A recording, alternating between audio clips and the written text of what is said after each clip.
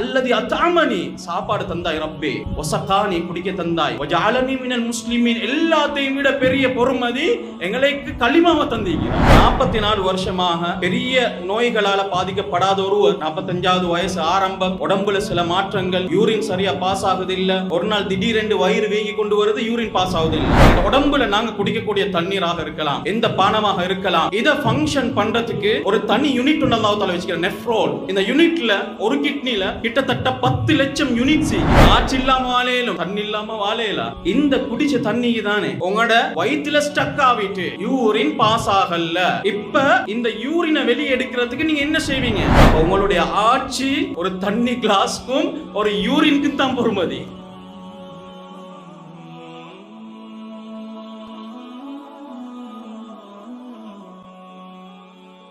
அல்ஹம்துலில்லாஹ் அல்ஹம்துலில்லாஹ் ரப்பில் ஆலமீன் வல் ஆகிபத்து லில் முத்தகீன் வலா உத்வான இல்லா அலல் ஸாலிமீன் வஸ்ஸலாத்து வஸ்ஸலாமு அலா தம்மானில் அக்மலானில் அத்ஹரானி அலா சய்யிதினா வ ஹபீபினா வ ஷஃபீஇனா வ மௌலானா முஹம்மதின் அந்நபியில் கரீம் வ அலா ஆலிஹி வ அஸ்ஹாபிஹி வ மன் தபிஅஹும் பி இஹ்சானின் இலா யௌமித்தீன் அம்மா பஅத்.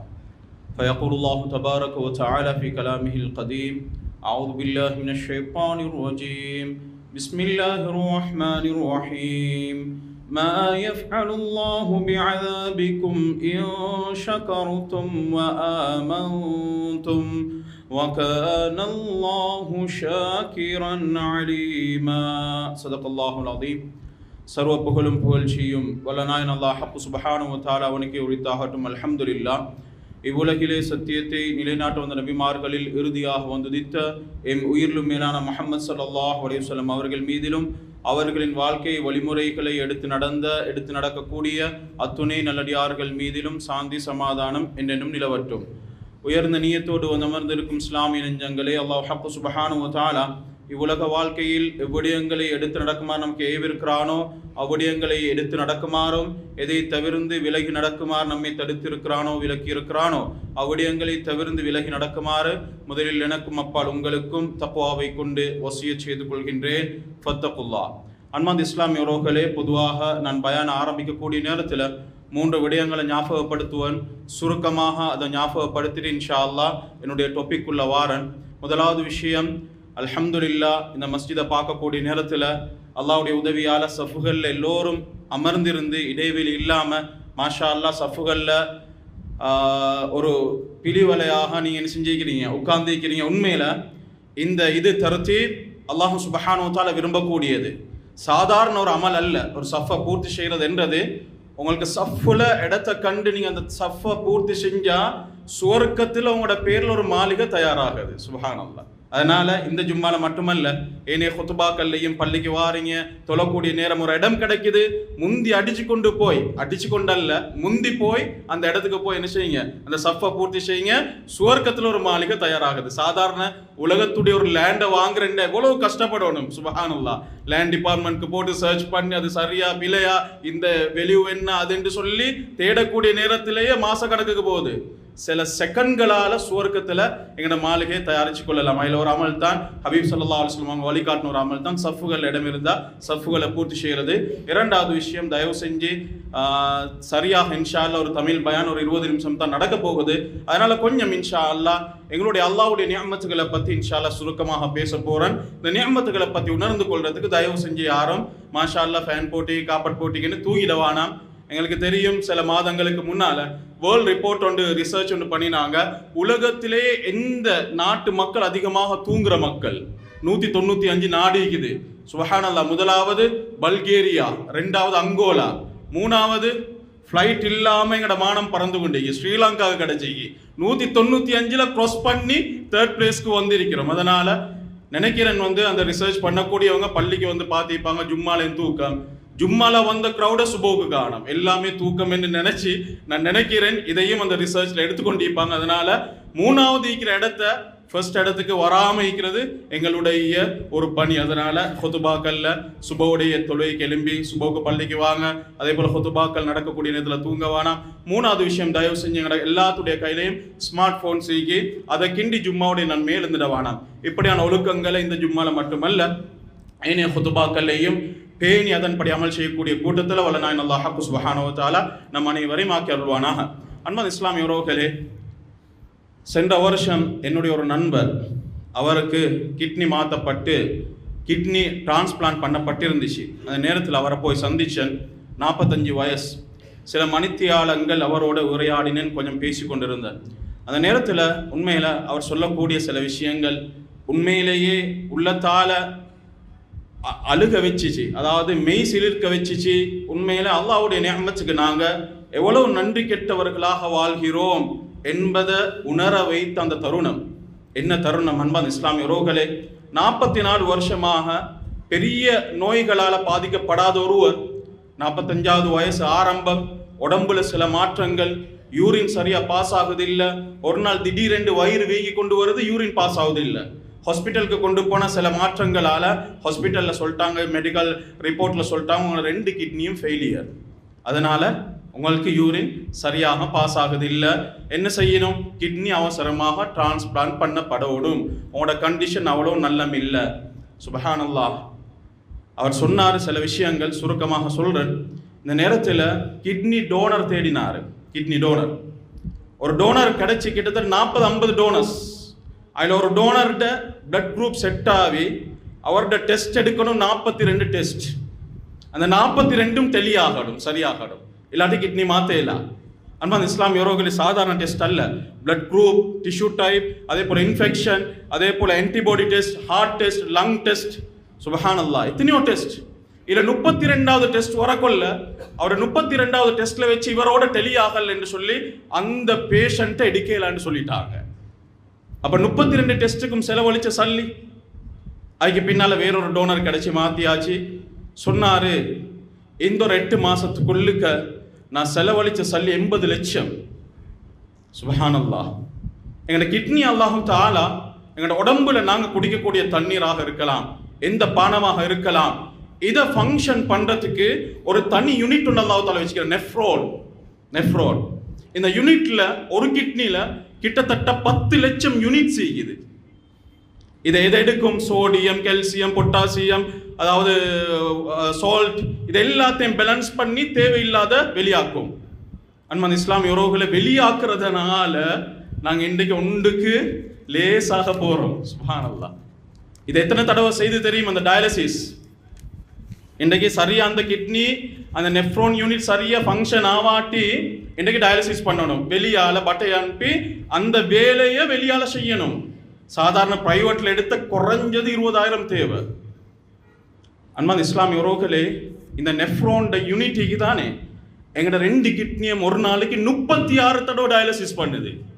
36 தடவை.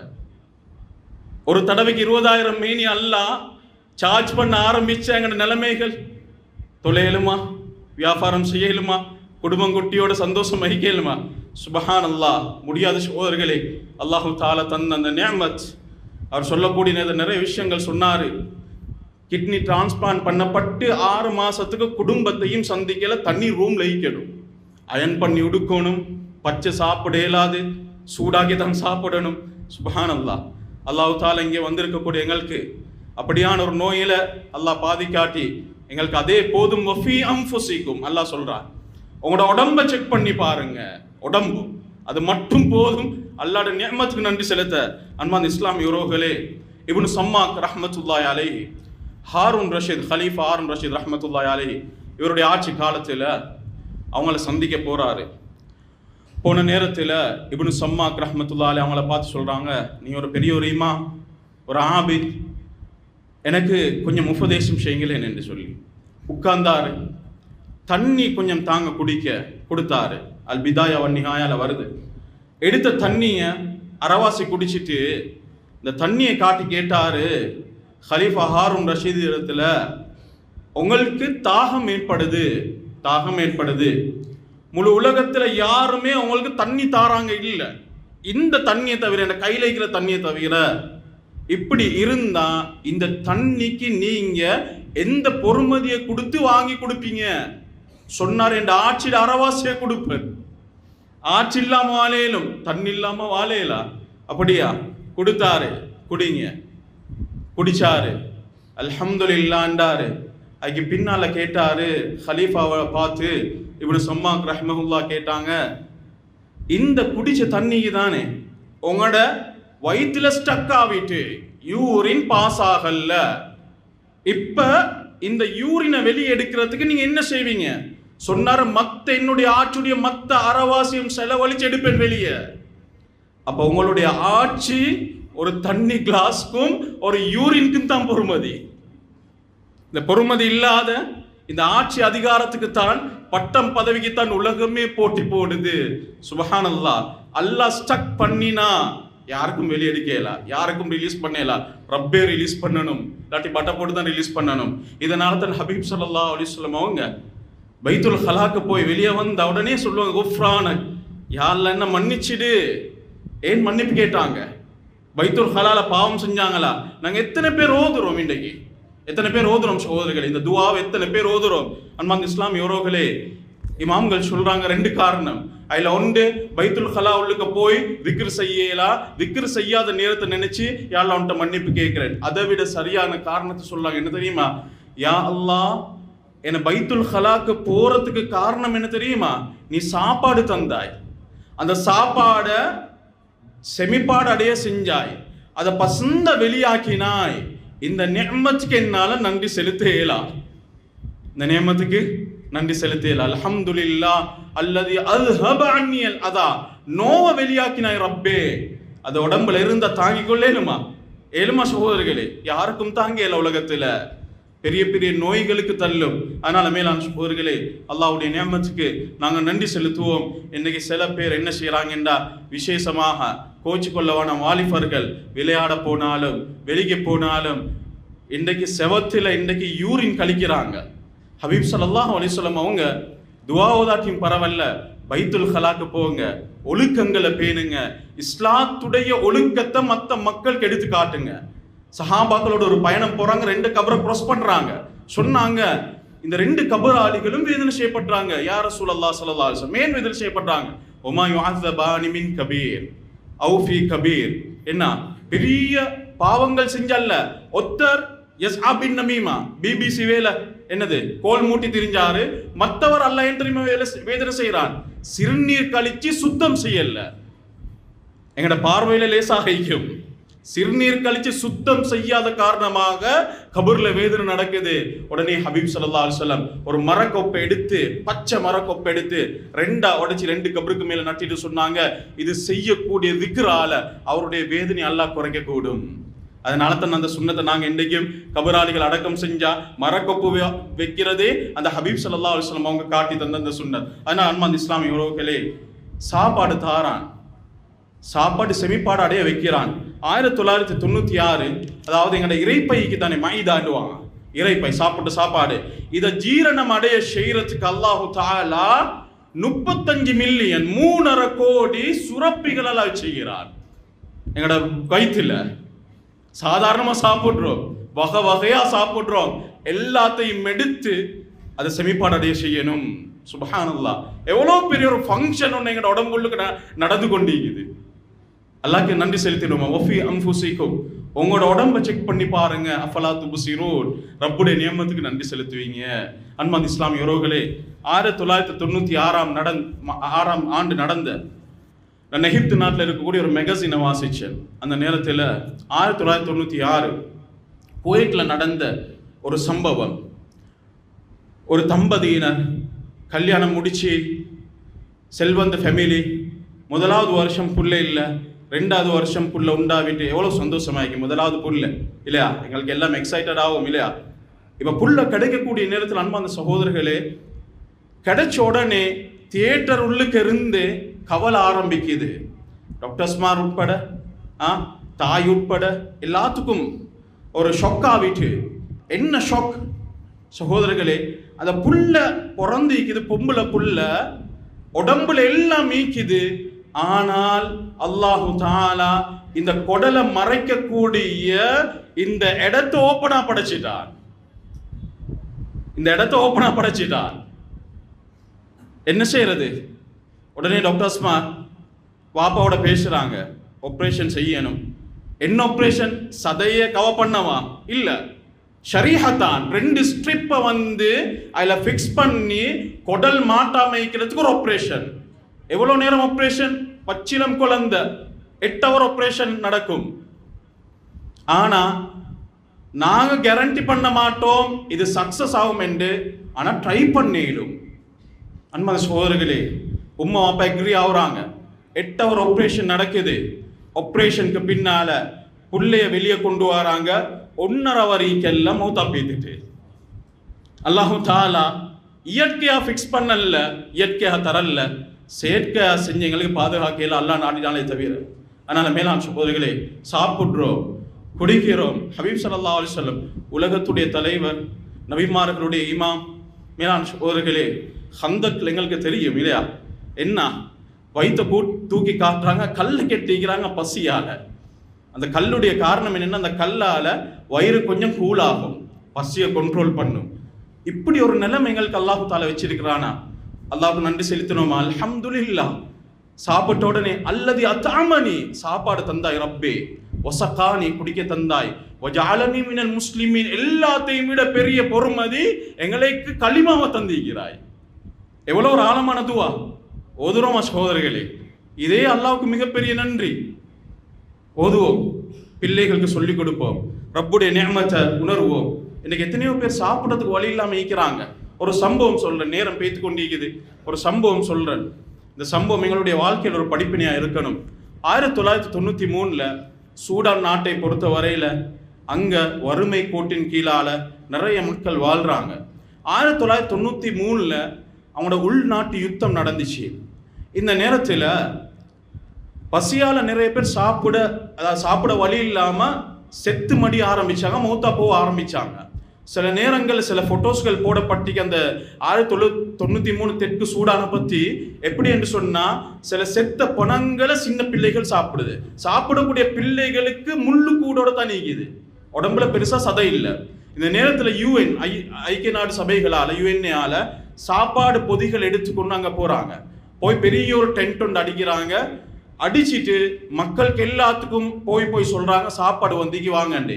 எல்லாரும் அடிச்சு பிடிச்சி கியாமத் நாள் மாய் யௌம யஃபிருல் மர்உ மின் அஹி வ உம்மிஹி வ அபி, யாரையும் பார்க்கறல ஏண்ட பசி மட்டும் தான் என்று நிறைய பேர் தவண்டு கொண்டு ஓடிக்கொண்டு 7வது வாரத்துக்கு அந்த ஃபோட்டோஸ் எல்லாம் மீக்குது, நீங்க நெட்ல சர்ச் பண்ணினா வரும். தவண்டு கொண்டு ஓடிக்கொண்டு வராங்க. இந்த நேரத்தில் இந்த டீம்ல UNAயோட போன ஒரு சவுத் ஆப்பிரிக்கன் போட்டோ ஜேர்னலிஸ்ட் தான் கெவின் கார்ட்டர்.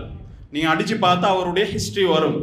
இவரும் போனாரு. இவருடைய வாழ்க்கையில் ஒரு ஏம் என்னென்றா, யாருமே எடுக்காத ஒரு போட்டோ நான் எடுக்கணும், ஒரு இமேஜ் எடுத்து அதை பப்ளிஷ் பண்ணி அதன் மூலமாக அவார்டு எடுக்கணும் என்ற அவருடைய ஒரு 33 வயசு போட்டோ ஜேர்னலிஸ்ட். இவர் போய் இறங்கி எல்லாத்தையும் போட்டோ எடுக்கிறார். ஆட்கள் ஓடி வராங்க, சாப்பிட்றதுக்கு புழுந்து வராங்க. எடுத்துக்கொண்டு அப்படியே கொஞ்சம் ஒரு கிலோமீட்டருக்கு அங்கே போறாரு.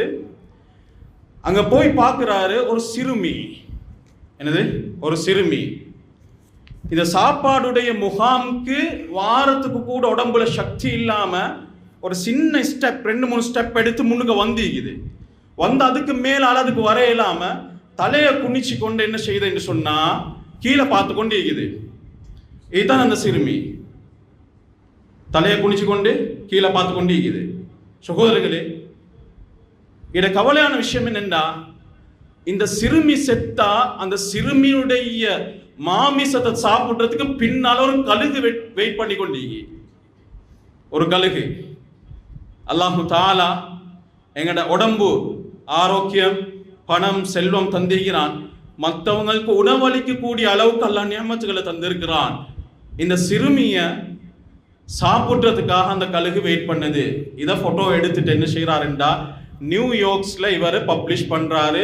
இதால இவருக்கு கிடைக்கக்கூடிய அவார்ட் தான் புலிட்சர் அவார்டு என்று சொல்லக்கூடியது.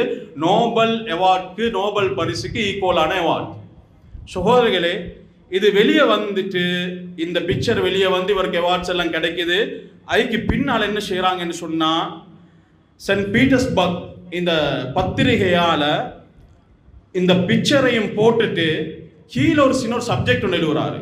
என்ன எழுதுறாங்கண்டா, இந்த கெவின் கார்ட்டர் வந்து another vulture on the sea, பிணம் தின்னி கழுகு மாதிரி இந்த கெவின் கார்ட்டர் தான் மத்த கழுகு என்று சொல்லினாங்க. என்ன காரணம் என்னென்றா, இவர் போட்டோ எடுத்து தன்னுடைய அந்த செல்ஃபிஷா சுயநலத்துக்காக எடுத்துட்டு வந்துட்டாரு. அந்த சிறுமிய முகாமுக்கு கொண்டு போய் தொட்டிக்கலாம் அல்லது கழுக விரட்டிக்கலாம், ரெண்டையும் செய்யல. இவர் செய்யாத காரணம் என்னென்றா, உடம்புல ஏதாவது டிசீஸ் நோய்கள் அதால வருமா என்ற பயத்துல விட்டுட்டு போயிட்டாரு. அன்பான இஸ்லாமிய உறவுகளே, இது வந்த உடனே இவருக்கு அதாவது சரியான பிரஷர் கூடி டிப்ரெஷன் ஆகி இவருக்கு நிறைய விமர்சனங்கள் வர ஆரம்பிச்சிட்டு. சிறுமியை பாதுகாத்தி கேளுமே, போட்டோ எடுத்தீங்க சரி, சிறுமியை கொண்டு போய் முகாமில் ஒட்டி கேளுமே, இதுக்கு இவருக்கு பதில் இல்லாம இவர் என்ன செய்யறாரு, 1994 ஜூலை 27 தன்னுடைய கார்ல கடலோரத்துக்கு போய் தன்னுடைய கார்ல இருந்து இறங்கி ஒரு கவி ஒன்று எழுதுறாரு. நான் மனம் தளர்ச்சி அடைந்துள்ளேன், தொலைபேசி இல்லாமல், வாடகைக்கு பணம் இல்லாமல், குழந்தை ஆதரவுக்கு பணம் இல்லாமல், நான் கொலைகளின் தெளிவான நினைவுகளாலும் பிணங்கள் கோபம் மற்றும் வலியினாலும் பாதிக்கப்பட்டுள்ளேன் என்று சொல்லி பெரியோரு இங்கிலீஷ்ல ஆங்கிலத்தில் ஒரு பெரியோரு கவி ஒன்று எழுதி வச்சுட்டு செஞ்ச குற்றத்தை அதாவது தாங்கிக் கொள்ள இயலாம தன்னையே தற்கொலை செஞ்சு கொள்றாரு. அன்பான இஸ்லாமிய உறவுகளே, இதுல படிப்பின் என்னன்னு சொன்னா, அல்லாஹு தஆலா எங்களோட உடம்ப பறவைகளோ மிருகங்களோ திங்கிற அளவுக்கு அல்லாஹு தஆலா ஆக்கல்ல. அல்லாஹுக்கு நன்றி செலுத்துவோம், துஆக்கள் ஓதுவோம். அல்லாஹ் தந்த நிஅமத்துகள், இன்றைக்கு அல்லாஹ் சொத்து செல்வங்களை கொடுத்திருக்கிறான், எங்களுக்கு தந்திருக்கிறான்.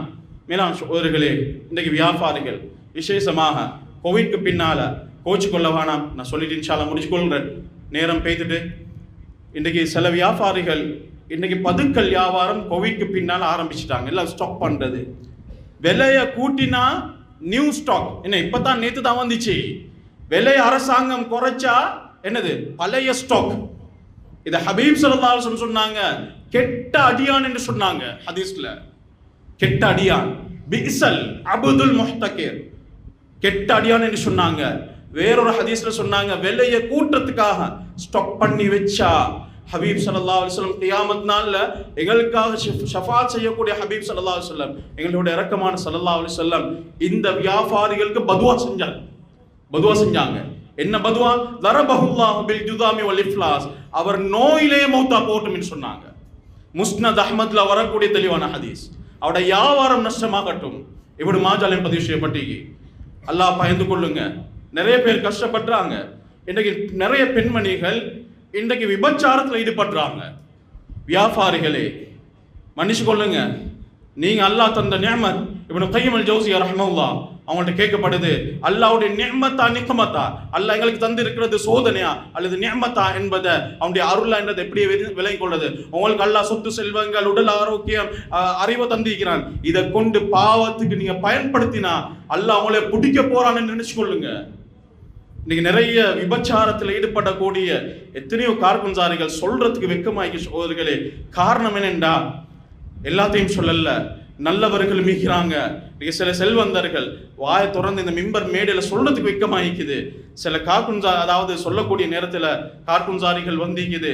ஒரு குடும்பஸ்தார் அவர் சொல்றார் என்கிட்ட, ஹசரத் என்னுடைய மனைவிக்கு ஹெல்ப் பண்ணி போட்டுட்டு விபச்சாரத்துக்கு கூப்பிட்டாரு ஒரு செல்வந்தர். அன்பான இஸ்லாமிய உறவுகளே, அந்த செல்வத்தை பத்தி பயப்படுங்க அல்லாஹ்வை. அதே இடத்துல உதவி செஞ்சு ரப்புட்ட மட்டும் இஹ்லாஸ் உதவி செஞ்சு அல்லாஹ்ட்ட மட்டும் கூலி எதிர்பாருங்க. கியாமத் நாள் அல்லாஹ் தஆலா அரஷுடைய நிழல்ல 7 கூட்டத்துக்கு நிழல் கொடுப்பான். அதுல ஒரு கூட்டம் தான் வலது கையால செஞ்ச தர்மம் சதக்கா இடது கைக்கு தெரியாது. அதே இடத்துல உங்களோட தாயை வச்சு பாருங்க, உங்களோட சகோதரியை வச்சு பாருங்க. உங்களோட மகளுக்கு இப்படி ஒரு நிலைமை ஏற்பட்டா நீங்க தாங்கிக் கொள்வீங்களா? இப்படி எத்தனையோ இது சகோதரிகளே, சொல்ல இயலாது, மிம்பர் மேடை சொல்ல இயலாது. அல்லாஹ் பயந்து கொள்ளுங்க. அதன் மூலமாக பாவத்தை சம்பாதிக்க வேணாம், கியாமத் நாள்ல மாற்றிக்கொள்வீங்க, உலகத்துல மாற்றிக்கொள்வீங்க. அல்லாஹ் கலட்ட ஆரம்பிச்சா யாருக்கும் ஒன்றும் செய்யலாம். அதனால் அன்பான இஸ்லாமிய உறவுகளே, அல்லாஹ் தந்த நிஅமத்துகள் நல்ல வழியில செலவழிங்க. எனக்கு எத்தனையோ வியாபாரிகள் உங்களோட கொடுக்கல் வாங்கல, நீங்க சரியா செஞ்ச நபிமார்களோட எழுப்பாட்டப்படுவீங்க, சித்திகீங்களோட எழுப்பாட்டப்படுவீங்க. அப்படி இல்லை என்று சொன்னால் கெட்டவர்களோட கியாமத் நாள் எழுப்பாட்டப்படுவார்கள் என்பதை ஹபீப் ஸல்லல்லாஹு அலைஹி வஸல்லம் அவங்க சொன்னாங்க. அதனால மேலான சகோதரர்களே, அதே போல நான் இந்த பயானிலும் சொல்லக்கூடிய ஒரு விஷயம் தான், பலஸ்தீன மக்கள் இதுவரைக்கும் அதாவது போர் ஆரம்பிச்சு ஒரு வருஷமும் 3 மாசத்தையும் கடந்து 46,000க்கும் மேற்பட்டவங்க ஷஹீதாகிக்கிறாங்க. நேற்று கூட அந்த இஸ்ரேலுடைய தாக்குதலால 7 பேர் ஷஹீதானாங்க. அன்பார்ந்த இஸ்லாமிய உறவுகளே, நவம்பர் மாசம் 7ஆம் தேதி நினைக்கிறேன், அதாவது அவங்களுடைய டென்ட்டுக்கு மிசைல் தாக்கப்பட்டு அந்த டென்ட்ல எல்லாமே பத்தி போனாங்க. அதுக்கு 2 நாளைக்கு முன்னால அன்பார்ந்த இஸ்லாமிய உறவுகளே, ஒரு சிறுமி ஜீனா அல் ஹோர் என்று சொல்லக்கூடிய ஒரு சிறுமி, இவ தன்னுடைய தந்தையையும் தாயையும் இழந்தவள் இந்த போரின் காரணமாக. இந்த சிறுமி, அதாவது பொம்பளை பிள்ளைய பெற்றவங்களுக்கு இந்த சிறுமியுடைய அழகு தெரியும், அழகும் சந்தோஷமும் என்னன்றது தெரியும். சகோதரர்களே, இந்த சிறுமி சொல்லுது, டென்ட் உள்ளுக்கு இருக்கக்கூடிய தன்னுடைய ஏனைய தோழிகளோட விளையாடக்கூடிய நேரத்தில் அல்லாஹு தஆலா நீ ஏதோ கூப்பிடுற மாதிரி எனக்கு உணர்கிறேன். வெளியே வாரா, மிசைலால தாக்கப்பட்ட நேரத்தில் தாக்கப்பட்டு வீசிப்பட்டு ஷஹீதாகக்கூடிய நேரத்தில் மற்ற சிறுமிகளும் ஓடோடி போறாங்க. கிட்ட போய் கேட்கக்கூடிய நேரத்தில் ஏதோ உழைச்சிரா காதை வச்சு கேட்டாங்க. அந்த சிறுமி சொல்றா, நான் அல்லாஹ்விடத்துல போய் கஸாவுடைய மக்களை பத்தி சொல்ல போறேன். அல்லாஹ்ட்ட போயிட்டு இந்த கஸாவுடைய மக்களை பத்தி சொல்ல போறேன். இதன் சக்கராத், கடைசி வார்த்தை. மேலான சகோதரர்களே, அல்லாஹ் எங்களுக்கு அப்படியான நிலைமைகளை தரல, பள்ளிவாசலை தந்திருக்கிறான். விசேஷமாக லியாஸ் போர்ட் இந்த மஸ்ஜிதுடைய மஹல்லாவுடைய மக்கள் அல்லாஹ்வுக்கு நன்றி செலுத்துறது கடமை. வெள்ளம் வந்து கூட உங்களோட ஏரியாவை அல்லாஹ் தஆலா பாதிக்கல, நீ நன்றி செலுத்தணும்.